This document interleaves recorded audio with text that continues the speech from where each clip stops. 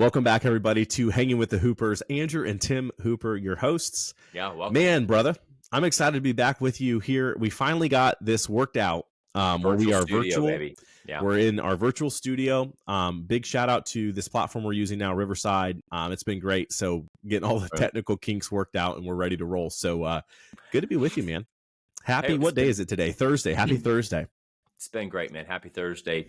Cheers. I'm excited for this this podcast, and I'm just, man, blown away by the input from some of the content we've put out. And I think today's just going to be more about answering some comments, talking to some of our folks, our followers. So excited.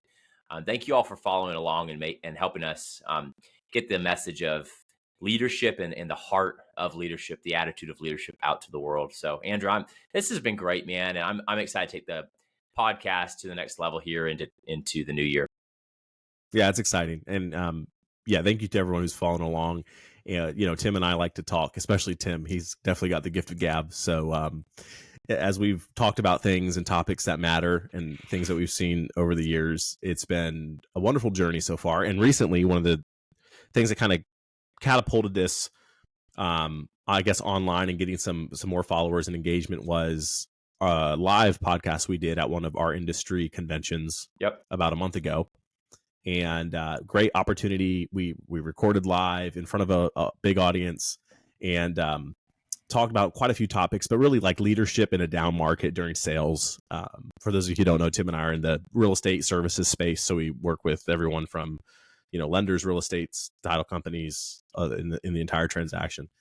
And that generated a lot of good noise, a lot of good conversation starters. And so one of those kind of sound bites, if you will, actually went, I wanted to test, how they say, don't trust me, test it, right? Like, don't just trust what someone says, you need to test it.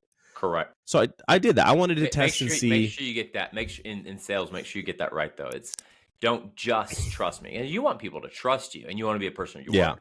But don't just trust me.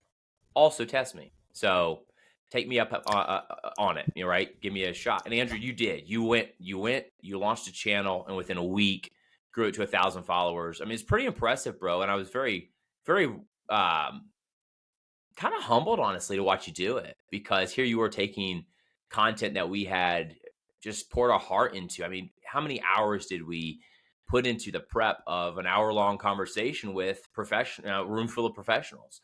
And we have some. We didn't have some. We had a lot of fun with it. We ran out to Smoke Machine. Always fun. With live studio. It was great. And not only have we had a bunch of hand raisers. Hey, can you come do this at our association, or can you come do this in for our big national conference, which I'm excited to do more of. But bro, you took a recording and chopped it up and delivered it in bite-sized pieces to a TikTok audience, and it was really fun to watch what happened. So what was a cool like learning for me in this, because I know we haven't been the biggest TikTok fans as far as it goes, and we talk a lot about social media. Definitely and whatnot. Not me. You've been more. You're not. I enjoy. I like testing everything out and kind of seeing where it goes and what you can do from a business or marketing perspective with it, right? So you've done a great job. I kind of wanted to test our own stuff around, like, how do you do it? And so it was a fun little project, and it got some good traction. And so that's going to be the basis of today. Like, let's just talk through some of the comments and some of what we saw through the channel. So I'm going to actually share one of the clips that kind of went, I guess you could say, semi-viral. No, it see went if I can viral. Pull this up here. It went viral. You did a good job.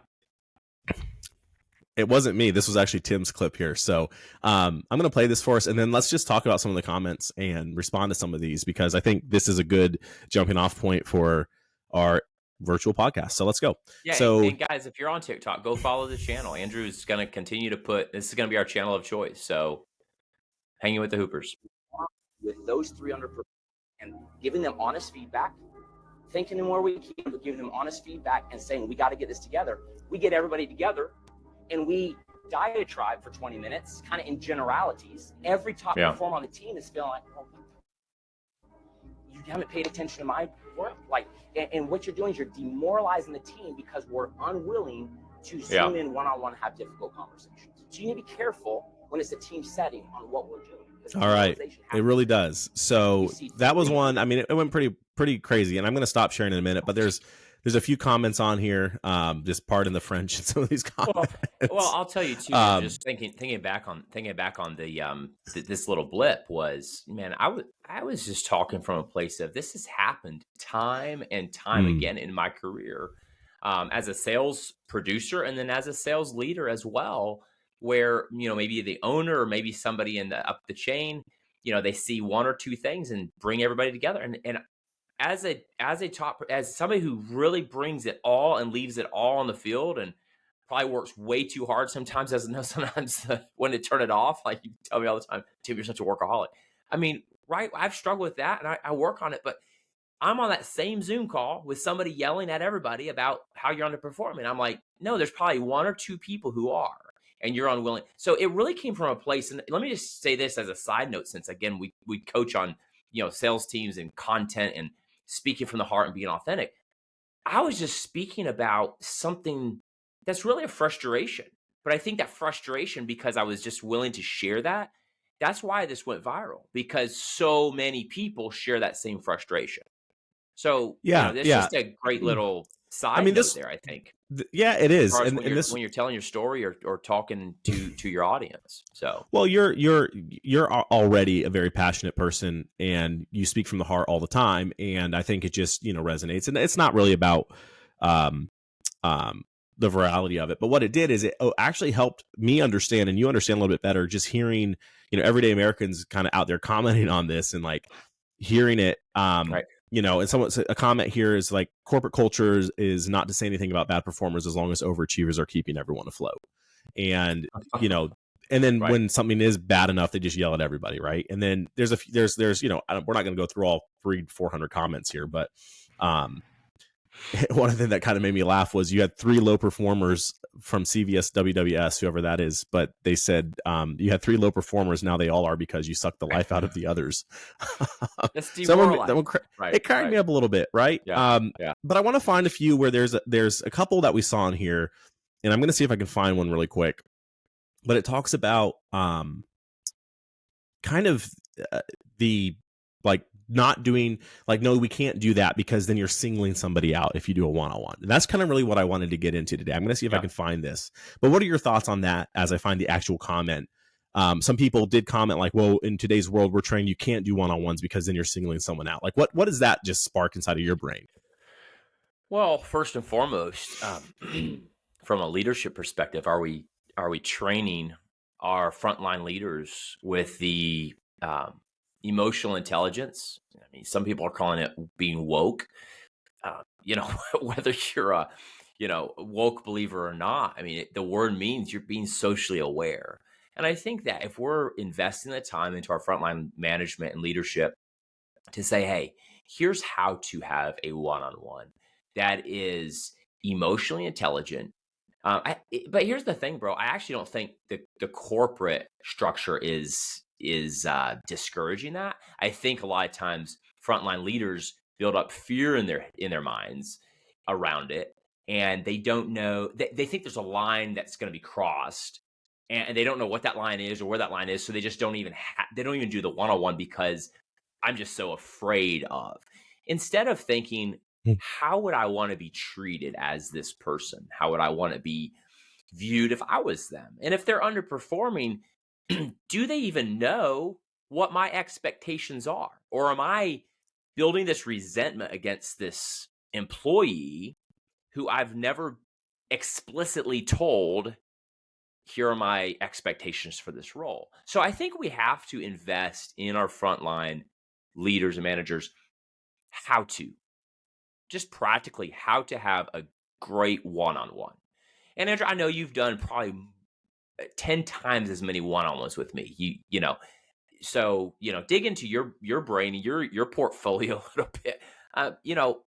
Maybe we dig into just how to have a one-on-one. But if you found the comment, please share it, because I know there was mostly, I would say 98% of people, one-on-one should happen, and then there were about 2% on the comments that kind of dissenters of which is perfectly fine. But it was you can't. Yeah, like you think about it, right? Like you're out there working so hard. You're in the workplace. You're doing your best, and even I read a really interesting article the other day. It said even when you're doing your best, like as a leader, you should still be having one-on-ones with those people. And that's really the real point I wanted to kind of bring out of this, the comment of like, well, if you do a one-on-one for an issue, and we were talking about issues in a team setting, so I get the comment. But if you're doing a one-on-one to call somebody out on an issue, and in today's corporate environment of like, you can't do that because you could be discriminating or calling somebody out. To me, that unearthed an entirely bigger problem. That means you're not doing one-on-ones consistently. Right. One-on-ones should happen consistently with everybody on the team, not just with the underperformers. One-on-ones have to happen with your top performers and everyone down through the bottom. Yep. And when they're happening consistently, there is zero argument to be made that you're singling somebody out, because you're not.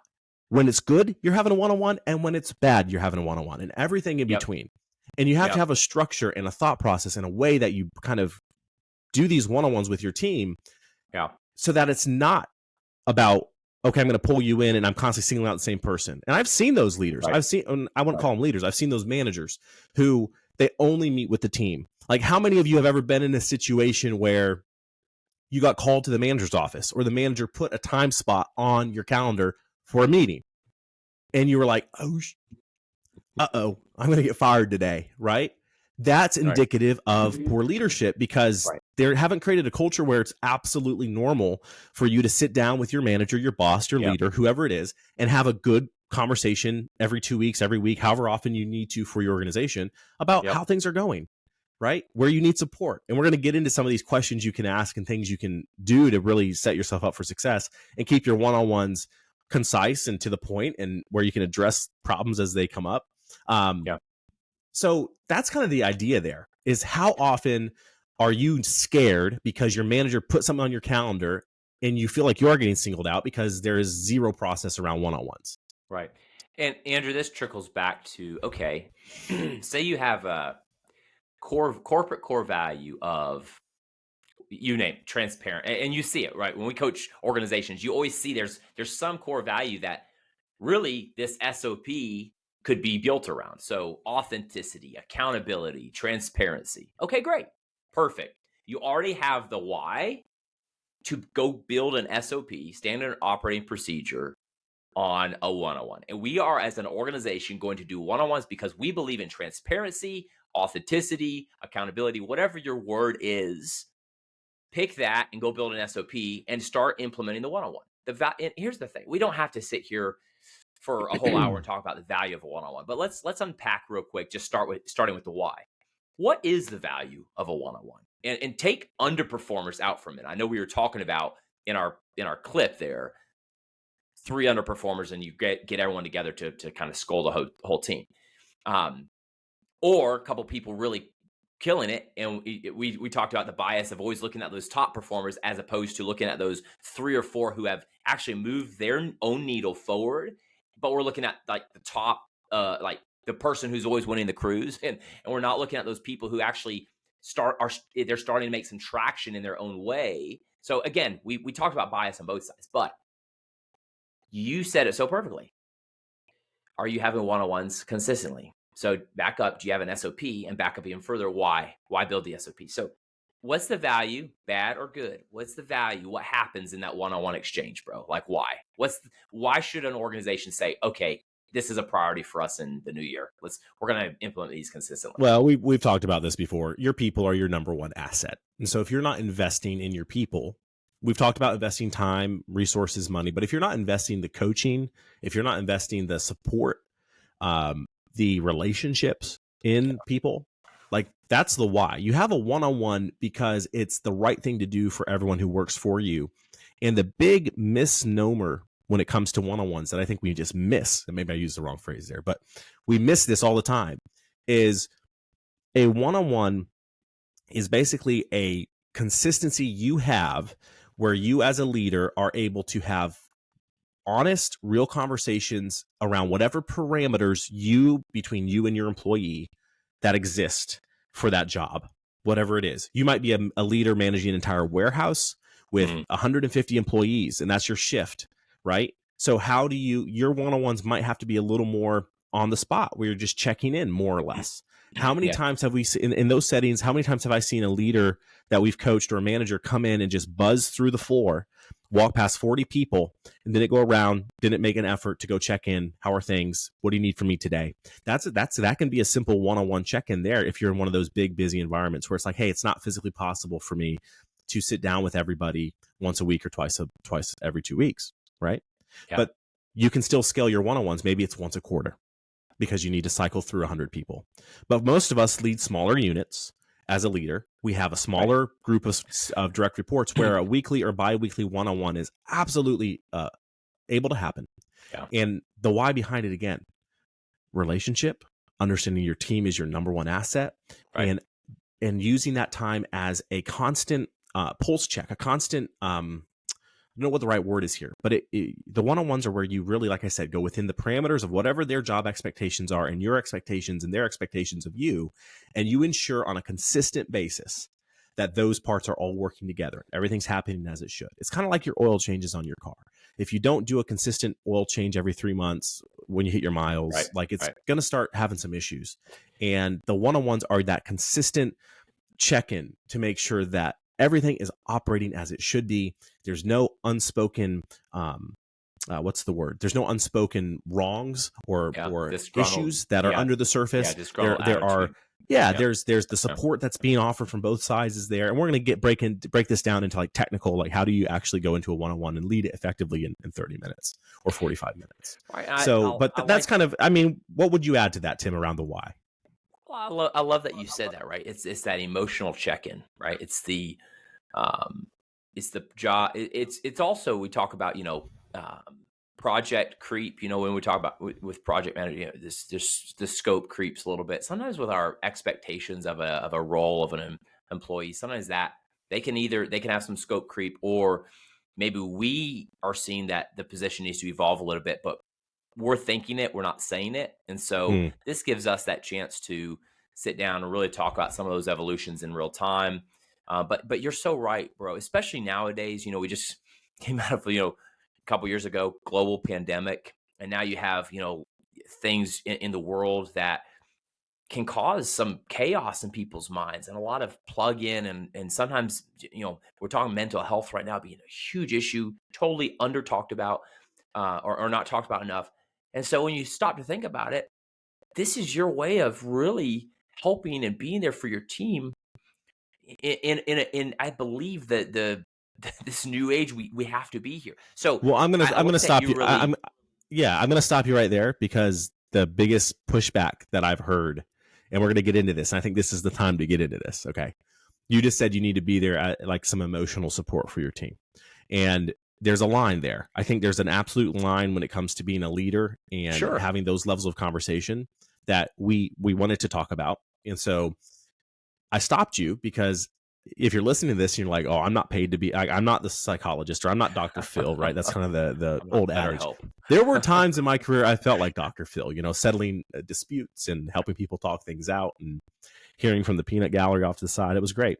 But in today's world, there is more of a need for empathy. I think the word there is not emotional support, it's empathy. I think the word is, I agree. I think the word is compassion. I think the word is understanding. There's quite a few words we can apply here. Listening. But as a leader, exactly, as a leader, there's a line you don't cross even when you're being empathetic. You might need to be the shoulder, and we're going to get into this, but you might need to be the shoulder for one of your team members to cry on for the day. But you can't cross the line there. Like you need to be able to offer resources and offer the ability, like, this is a safe space. It's okay for you to tell me something, but I've seen too many leaders take it too far. Yeah. And I've seen too many leaders never go there. Yep. And there is a place you can go that's professional, that should be happen to demonstrate empathy, to demonstrate understanding, to demonstrate compassion, because that fuels relationships, right? If you're not doing any of that, you're not building a relationship. Yeah. You're just strictly managing, and that's not what leadership's about. Like, leadership is built all around caring about those people. Yeah. Sorry, I'm like really going off here, but this matters so much to me because I mean, I've seen the bad effects of it both ways. Like the cold-hearted leaders or managers who are just like, don't bring your problems to work. Right. And then the ones who are like, they listen too much and they never get anything done because everyone's problem always becomes their problem and it affects them. And then they become too invested, and at times it gets inappropriate because of that. So I've seen it on both ends of the spectrum. Right. And I think there's people who, well, let's stop right here for a second and talk about in life. And this is anything in life. All right, let's bring politics up just for a second. Oh boy. Okay. I'm just really, it's so polarized.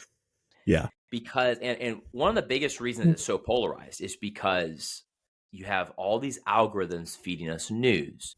So the more you click on this, the more you're being fed up this. Same thing. So what we've developed in this, listen, if you're anybody listening right now, do an inventory on yourself. Andrew, you call me out on this all the time. I call you out on this. It's called the all or nothing mindset. There's no middle ground that we, like our brains have, it's either all or nothing. Where you grow the most as a human being and where you will grow the most as a leader is figuring out where you have been all or nothing, and then figuring out where that middle ground is, because that middle ground will take exercise. It's where you grow the most. Okay. For instance, instead of storming out of the house next argument or sitting there and going to win the argument, right? All or nothing. I'm not having this argument. I'm out of the house. Or sitting there and chewing everybody out because you're going to win the argument. That's just a basic example of all or nothing. How about figure out, how can I keep myself in this conversation, respect everybody in this conversation? For me personally, Andrew, that's lower my tone, take my identity out of it. So when you start to think about this, right, that's where growth happens. That's where our roots go down. So bring this now into the workplace. When you're having these one-on-ones, a lot of times if it's happening, and it's more from just a managerial standpoint, I've just got to talk about your job performance, period. You're choosing to be all or nothing here. I'm just going to talk just about the job. Well, you have a human being doing that job. So to grow as a leader, you have to marry the two and be willing to go there. But I say, go into it with a plan. You mentioned having resources available. I absolutely think every organization should build out an SOP. And if they're emotionally distraught, then here are some resources we're going to offer. So you have some scenarios built in that with humans are going to happen, right? Yeah. So give you might be listening. You're sitting here like, well, I'm a small shop or whatever, and I don't have the resources like that. They're out there. There are absolutely free counseling hotlines that you can provide to your employees. There's all sorts of things. You just have to put in the work to create that. So, and by the way, no matter how small you are here, make sure you have those. Tim, go ahead. I want to go back to what you just said, but go ahead. Yeah. So a lot of times our organizations, and the larger your organization is, you have these resources, and how many times do our most frontline people miss out on those resources because they weren't told, they don't know. So as a manager or as a leader, make sure you're educating yourself on what your company offers. And then in those one-on-ones, hey, for instance, Andrew, quick scenario. We're driving down the road the other day. You're like, oh man, the Calm app is off. Well, actually, I gotta share this. So he's talking about the Calm app, and I'm like, oh, okay, that's fine.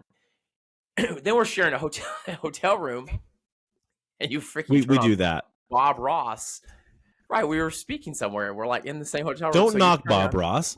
Hey, everybody, here's a good resource for everybody. It's the Calm app. The Calm app. I thought here's what you just said when I heard you say it. And I don't know if it came through that way for everybody, but it sounded like you said the Calm app. Okay. Gotcha. It sounds the same, but it's the Calm.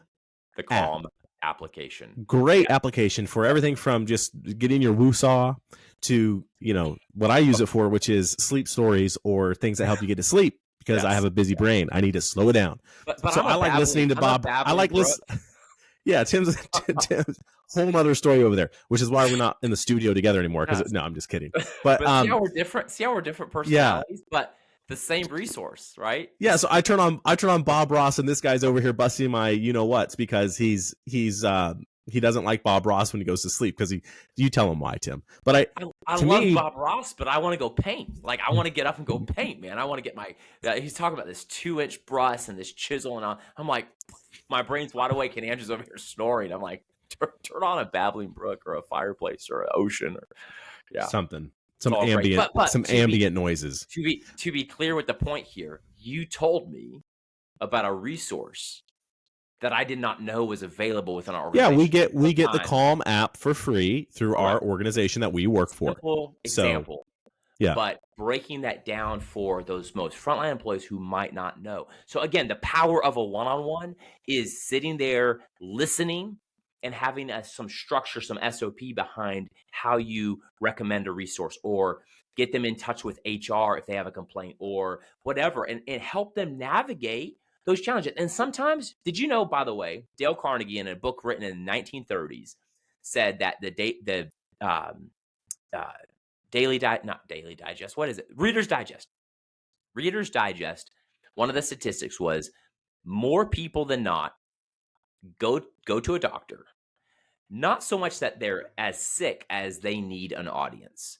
And that quote stuck with me so much, Andrew, when I started leading, was most people just need to be heard. I'm not saying that's 100%. Again, not all or nothing here, but many of your employees, knowing that you listened and that you moved out of that one-on-one doing something or getting them something or shooting an email over with this specific resource you mentioned to them, they may never go activate on it. They just needed to know somebody cared. And that's the power.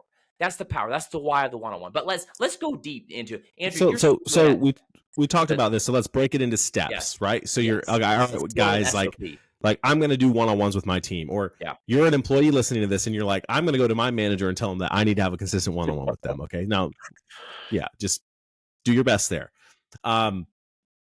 First question. And this is debated by like a lot of successful people, but I believe in every one-on-one, it should always start with the personal. How are you? How are you doing? I agree. There is and especially if you're just starting this process out, the same quote applies here as in most other things with our clients. People don't care how much you know until they know how much you care. And as a leader, we have to care about our people. And that means we have to know about them. We have to know what's going on. If you just left the house getting screamed at by your spouse and you drove to work and your car's about to run out of gas, so you stopped to grab gas or maybe a Starbucks latte, but we'll leave that to the side. But now you're a little late for work and you're walking in and it just wasn't a good morning, and you jump into your one-on-one or you jump into the day and your leader comes in and is just like, how are your numbers looking for this day? What do you got going on today? Hey, you've been slacking on this. I need you to be better. Yeah. And it's just all business. What does that do to you? I've been there, man, and it kills you because you have other stuff going on. Starbucks latte aside, you have something that happened bad in your life that you don't necessarily have an outlet for in that moment. And then you come in and get bombarded with all this negative because, it seems negative when you get this criticism because we're not taking the time to actually empathize and understand what mode our people are walking in the door with. And that's where I disagree 100% when people say, leave it all at the door and don't bring. No, because we're human beings. We're not capable of that. And if you are always capable of that, you might have a little bit of a problem. Bro, right? So start your one-on-ones with that. How are you doing? But I got to I want you to chime in here, but I got to take this a step further. If you're just starting your one-on-ones, it's normal that maybe those conversations, the how are you doing conversation, takes a little bit longer. You have to, though, as you're being consistent with them, and I experienced this over the years, which employees might come into a one-on-one and take over the one-on-one with the how are you doing? And it never gets past that. And so you have to go into this being aware. This is where, Tim, you talked about having a plan. We have to start there, and we mean it 1,000%. But if you have a one-on-one schedule for 45 minutes or an hour, and you find that the same employee is always taking up that entire hour talking about all their woes and everything going on in their life, that's a sign that you need to have a little more structure around how you do that. That maybe you're going a little too far in the whole empathy and like how you might be getting too invested to the point where you're just having these conversations, you're never getting around to business. So there is a structure to it, but you have to start there. And sometimes it's just to go back to the simple reminder of like, that sucks. I don't know that I can offer anything for you other than maybe, if you need extra time today, you need to make a phone call, you need to do any of that, like, I'm here for you. Yep. What do you need from me today in order to be successful in your day here? Outside of those things, thank you for sharing that. What do you need today in order to be successful from me? Right? All right. Now we've identified that. Well, I probably need to, make a phone call to talk to my mom about it. Okay. Let's give you some time for that. Now we've kind of put the pin. Now we can move it to the next thing. Right? As far as your day here at work goes, what do you need from me to accomplish these goals? How can I support? And that's your second question. What do you need from me and how can I support? Yeah. Or 2 in 1 there, if you will. But Tim, go back. I wanted to kind of complete that whole loop there. But what are your thoughts as you've heard? And I know we've talked about this ad nauseum as we've coached people, but what do you think? Well, first and foremost, I love that you say start with how are you? If you think back, and just do this real quick. Close your eyes. Think back to a boss, a manager, a leader. Think back to your time in your career or over the time of your career. Think about the most meaningful moments to you, the ones that stand out, or the most traumatic. What did they revolve around? Mm-hmm. Okay. Usually not the metrics of your job. Usually it was somebody who took you for something you brought to the table under their wing, mentored you, helped you, gave you a book, gave you a resource, set you up for success into the next thing. And it started with a how are you conversation. Like, think back to that. Andrew, you nailed it. Start there. You don't have to go into any sort of therapeutic Dr. Phil nothing. Start there. Be all in there. Listen. And care. Just be genuine. Yeah, be genuine. And it could just simply end with, wow. You know what? Thank you for sharing that. Tell you what, thank you for coming into work with all that going on and just seeing them.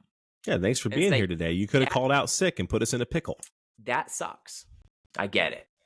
Now, for today, what kind of help do you need from me? Right. I've had those managers in my life, bro, when something was going on and I drug in and it was like terrible is going on. And I was so afraid to lose my job early on, right? You don't even know how to communicate. So you're just like, you're willing to sacrifice this to get here because you can't lose it. And I've had literally a manager step in and say, no, you're going home. You're going to take care of that right now. You're getting paid. Like, they saw my heart. They stood up for me and they made sure I went and took care of family first. So those are the most meaningful moments for me personally. You think back. So the question here now is, are you that kind of leader? Do you have that attitude? So it has to start with a how are you? And most of the time, for fear of people think, oh man, this is going to open up so many cans of worms. No, a lot of times I'm good. You're going to get some of the good stuff, but it's always letting them know, I'm seeing you. Yeah. That's the open door policy in practice, if you will. It's like the, you think back to, I think back to the most impactful manager I ever had. And I was going through a really tough time in my life. And I was leading a team. So this guy was more of a senior manager. And so I, only got a one-on-one with him probably every month and a half. And he was coming in one day. And I knew there were some of the areas for the quarter where my organization wasn't up to snuff. So I knew that was already going to be something we talk about. But I was, when you're in those moods where you're like, I hope someone really pisses me off today in Walmart because I will just literally just punch him in the face and I don't care what happens to me. Have you ever been there, bro? Like, we're all human. I've been there. For the record, I've never punched somebody. For the record, I've never even punched one of my brothers outside. I mean, we punch each other's shoulders and, whatever, but never in the face. I've never punched somebody in the face. But you get that attitude sometimes. I'm not. I'm just a big softball. But I was in that mood that day. I wanted to, if someone crossed me or looked at me the wrong way, I was ready to give them a piece of my mind. We all know that. We've been there. And he walked in, and I had a lot of personal garbage going on, and I had my numbers ready, and I had my reasons why we hadn't hit those metrics. And I was ready to blow him off the wall with 2 shotgun barrels. And true to form, and I don't know why, we get in our own head sometimes. This was one of the most consistent managers I ever had, and one of the best leaders I ever had. And I don't know why I expected him to come after me because he never did, but you're in that mood. And so you're like, he's going to come after me on these numbers. We can do that to ourselves sometimes. And he sits down, and that's the first question he asks, like, "Hey, man, how like sense something's off. Like, how are you?" Because he Wow. picked up on it. He was paying attention to Right. my demeanor wasn't the same as he always Right. expected. And that was a solidifying moment for me in this whole regard. And that is the most, because it completely disarmed me. Mm-hmm. I was ready to fight. I was ready to, argue about why he didn't need to be worried about those. And at the end of the day, we ended up having a conversation about those things, and it was perfectly amicable conversation. Yep. And but he was willing to go a little deeper with me initially and hear what I had going on. And then he actually offered some advice because he had been through something similar in his life. And he offered me some advice because he asked how, and he actually cared. Right. Yeah. So it just goes to prove the point that we get in our own way sometimes. Like we're trying to be this polished manager with authority, and we have a title, and then we just forget about what makes humans tick, man. And that really breaks my heart a lot, because people are people before they're anything else. And we forget this way too often in life. When you brought up politics, you brought up anything. Like, do you look at somebody and think they're less because they have a different opinion than you, or they think about things differently than you, or they don't have as much money as you? Like, gosh, you need to stop doing that, because that's what breaks my heart, man. Because there's too many people in the world who do that, or less senior than you. Like, sometimes we look at the newcomer to the role or to the job, like they can't bring as much as I can because I've been here more senior. Actually, if you flip that on its head, if you're say you're Republican and there's a Democrat, if you looked at their perspective or their position as more as valuable or more than yours because it's a different perspective. If you looked at them as their newcomers, they may see some gaps that I've lost sight of or I don't see. They may question something, a process that, man, I really need to think about or make it easier to explain to the next generation of workforce. Like, if you flipped it completely on its head and said, they're being different or seeing something different than I do, is a great asset to me as a leader. And really thought that way. Like, really flip your perspective on its head. You would be shocked how much you would learn, how much you would grow as a leader. When you look at, man, I'm upper class and they're like middle to lower class. If you actually looked at, sometimes lower class can teach me more because they know how to make it on less. They've been doing this all their life. If you looked at that as, Andrew, I think about Undercover Boss. It comes to mind. Undercover Boss, to me, I don't scripted. Listen, I get that it's scripted. I know.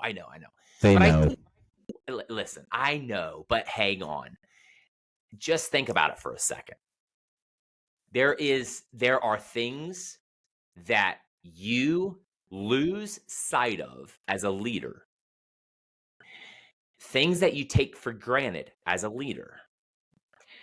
Gaps that you miss as a leader if you're not having one-on-ones, and even can miss doing one-on-ones if you aren't structuring it for some open, how are you feedback, and then some open, how can I help you be successful in your job? Because you may think that they need a raise and all they really need are staples for the stapler that somebody didn't order, or they can't get an acquisition approved for them. It will blow your mind.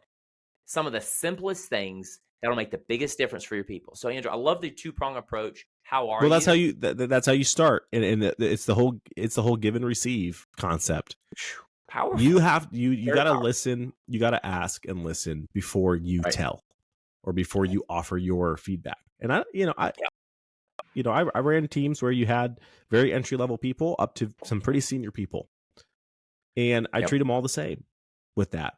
What do you need, and how can I help you today and in the next week or two? Before, what do you need right now to be better at your job?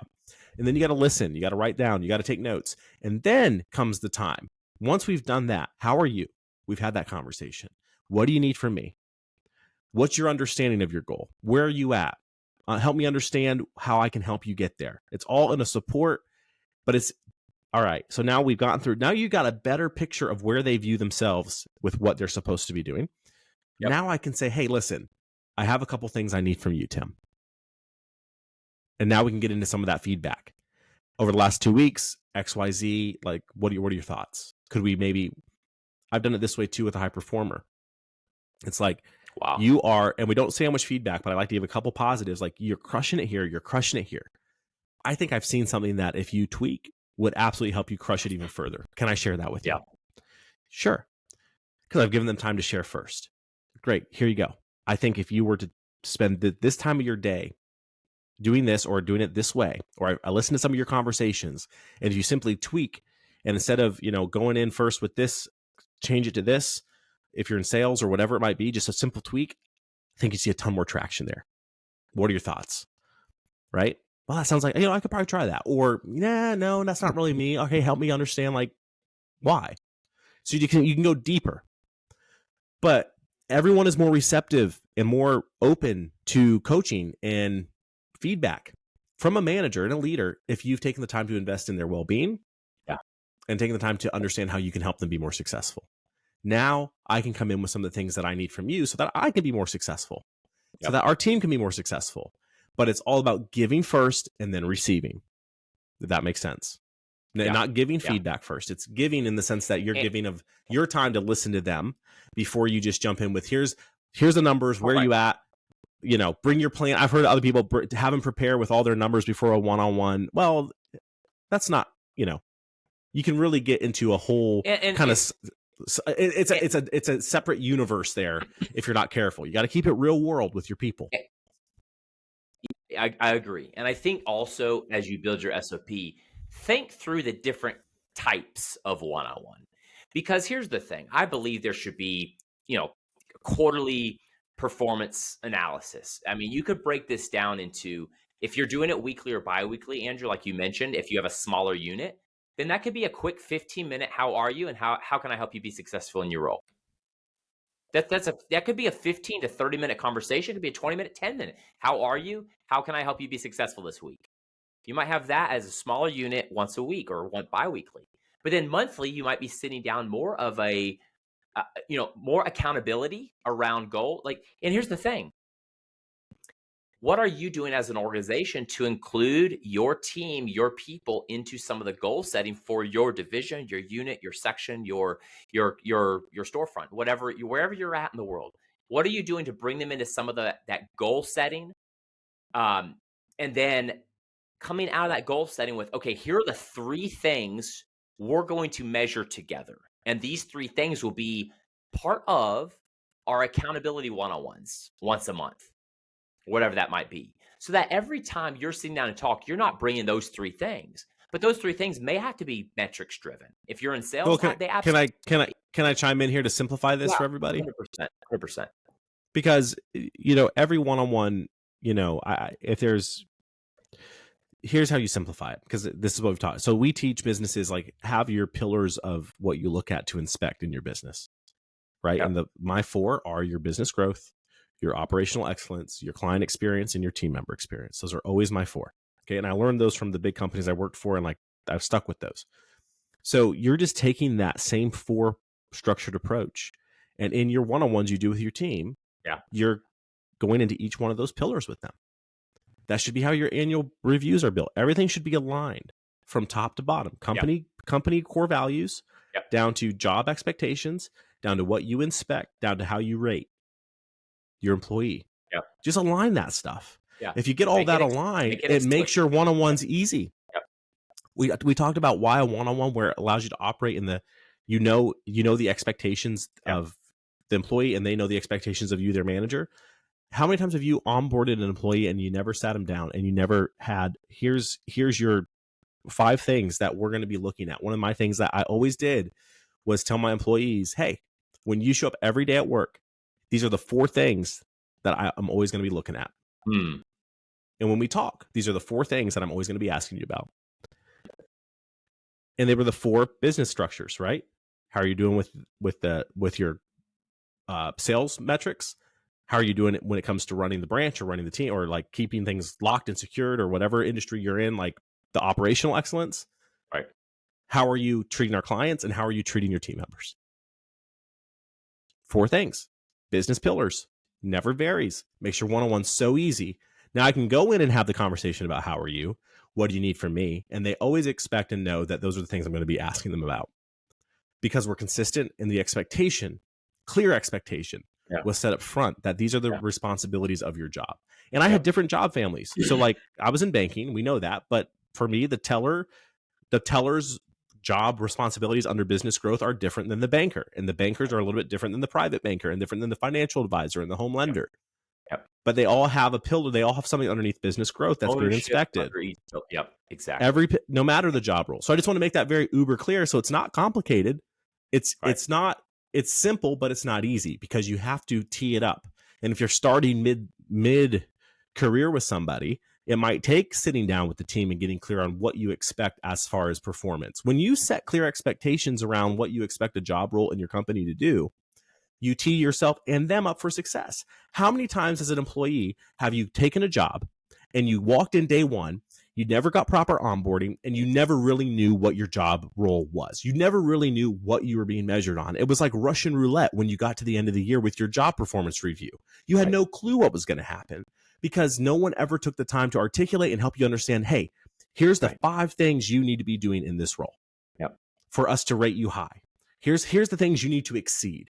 Here's what a low means. Here's what a high means, right? Like, have you taken that time? We've all been in those situations, and it freaking sucks because no one knows what to expect.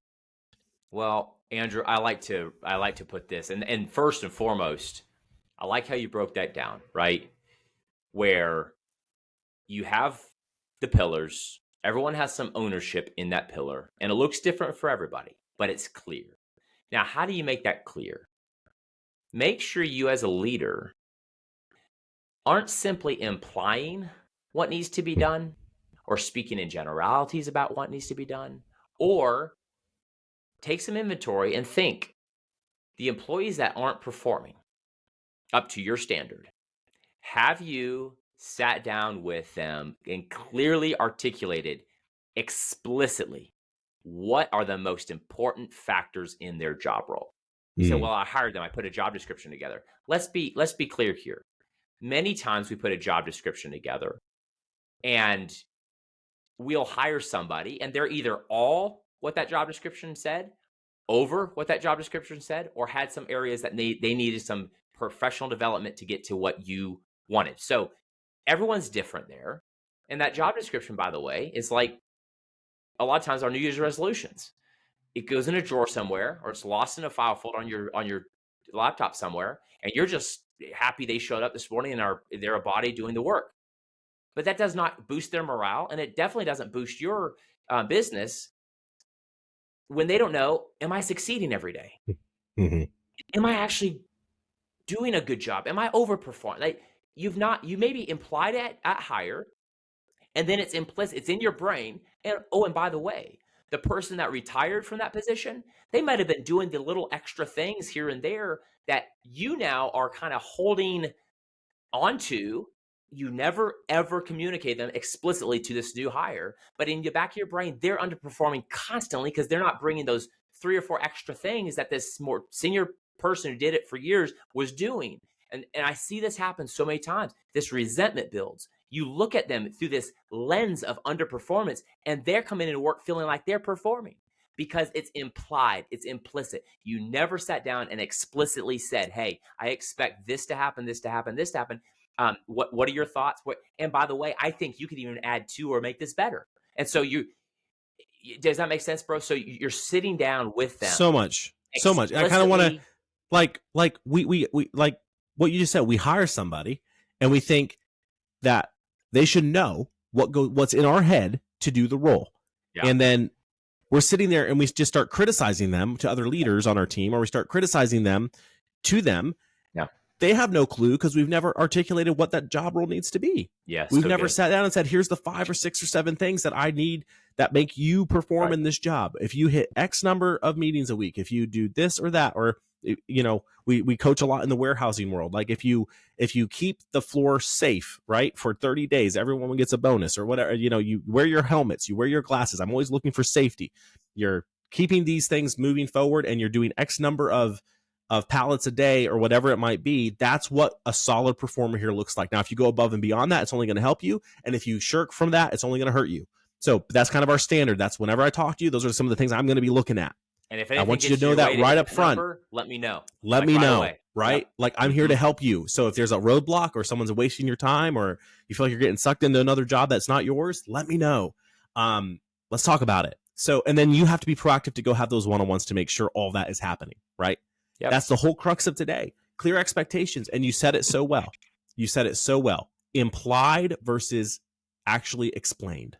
Yeah. And detailed for our employees. So good. I mean, huge, man. Critical. Huge. And then again, the one-on-one becomes that much easier. You're sitting down. How are you? How can I help you be successful in your job? And by the way, Andrew, this kind of goes back to the open face we talked about. You're not sitting here like, how are you? And then, and you only did that because you needed a positive before you went negative. And then let's end with a positive. I liked how you said this. Is how are you? You're all into them. And then, hey, today, how can I help you be successful? How can I help today be a win? This week be a win. The next 2 weeks be a win. Whatever this cadence is for this one-on-one. Okay. Now, hey, couple suggestions that I think if we could tweak or improve on would help you be that much more successful. Are you open to me sharing those? Sure, I am. Okay, here it is. Boom. What do you think? Well, okay, digging deeper. And Andrew, that's perfect. You don't always have to ask to share. But what you'll find is when you do share your feedback as a leader and you share your coaching as a leader, if you've actually taken the time to understand how they're doing and you took the time to listen how you can help, they're going to receive that way more than if you just jump right into it. And then you go through your pillars. There. Yeah, and don't backtrack. Like, just end there. Like, this is how you can be more successful. And then, is that good? What do you need? Anything from me? Any questions? Great. What are the roadblocks? Right? What roadblocks are in the way of you being able to do this? So you can end with the improvement. You don't have to go backtrack, because so many people feel like, oh, if I ask them for improvement, that's a negative. I need to backtrack with some positive. You don't need to go. No, just end there. You started with them. How can I help you be successful? And then, hey, here's some feedback from me as your leader, because I want you. They're going to walk out of there knowing you believe in them, man. Yeah. You know? Yeah. And there's no line you need to worry about. Like, there's no line you need to worry about. Just keep it professional. The whole thing here is you are not singling people out by doing a one-on-one. And if the only time you're doing a one-on-one is when there's an issue with somebody, yes, you may be singling them out for just being an issue. And typically your low performers are going to be the ones singled out, quote unquote, more. So you have to make sure you have a consistent process for one-on-ones with all your team members, so you can never be accused of singling out or discriminating or coming against somebody. Okay. It's not about that. Like, you're not doing it so you're not accused. Yeah. But you could be accused if you are just pulling someone out every time there's an issue, and that's the only time you're doing it. So that's to the comments we got on there that were kind of everyone for the most part did agree. But for those who had those observations, which I love because it helps us think about it in a different way, we want to clarify that. We want to make sure you understand this has to be a consistency, not just a one-off. So dude, we got about 6 or 7 or 8 minutes here as we wind down the hour. But what's any headlines or anything in the news that you think are worthy of our opinions? I saw Kissinger just passed out 100 years old, and saw Charlie Munger at 99. Just some stalwart, some leaders in their own right. But one thing that hit me with Kissinger was he said he made a lot of friends and allies, and he made some staunch enemies. And the thing was, though, he spoke from conscience. He spoke from what he believed, and he did. And so listen, I'm not going to go spin political, but some of the headlines out there, I just thought, don't be afraid. And that's why I like dissenters. I like the opposite opinion. I'm not right. We're not here to be right, but you got to lead with conscience. And here's the thing with leadership, you're leading people. And Simon Sinek said it best. We're all big human balls of messy emotions. Like, you know what I'm saying? So he did say that. It's a really good thing to remember. Yes. I have a headline that I wanted to talk about. So there's a school, I think it's up in Connecticut, and I saw the headline on the head news page today. But there's a local barber, and he's coming out to the school in the community every Monday, and they set up this little barber shop in the school so that these kids in this underprivileged area can get haircuts every Monday for free from this barber. Wow. And I thought it was cool because we all know when you look good, you feel good, and when you feel good, you do good. Shout out to Coach Prime. But I'm telling you, man, I thought it was a cool little story. More goodness like that. I love someone giving back in their community. And when I saw it, I was just like, oh, that's pretty cool because there's nothing like a good haircut. The ripple effect, Definitely. man. The ripple effect. It's not, and it wasn't just haircuts for boys. He was doing girls' hair too, so giving them trims and all That's that. great, So man. it was a really cool headline. I thought the world needs a little bit more of that, a little giving. As we just wrapped up Giving Tuesday, it's end of the year, holiday season, and we all have a lot to be thankful for. So count your blessings, right? And the way that ties together, bro, perfectly with this show. Not that it has to, but this is the way my brain works. Never underestimate the power of a small touch. The ripple effect can be massive. And you think about these one-on-ones, the small pebble in the water of how are you can be a massive ripple effect. The small pebble in the water of showing up at a school, underprivileged, giving a haircut. Those kids walk out there feeling like somebody took the time for me. Yep. Massive ripple effect. The world needs more kindness. We need to be beacons of kindness as leaders. This is all about the attitude of leadership. Are you a kind leader? It's powerful, bro. Love it. Good stuff. Thanks for sharing that. Signing off for today. Thank you for joining another episode. Guys. Go follow the TikTok channel. We're going to be, you'll get a lot of short content on there, and make sure you're subscribed here on YouTube as well. And so, and Andrew, what are we right now?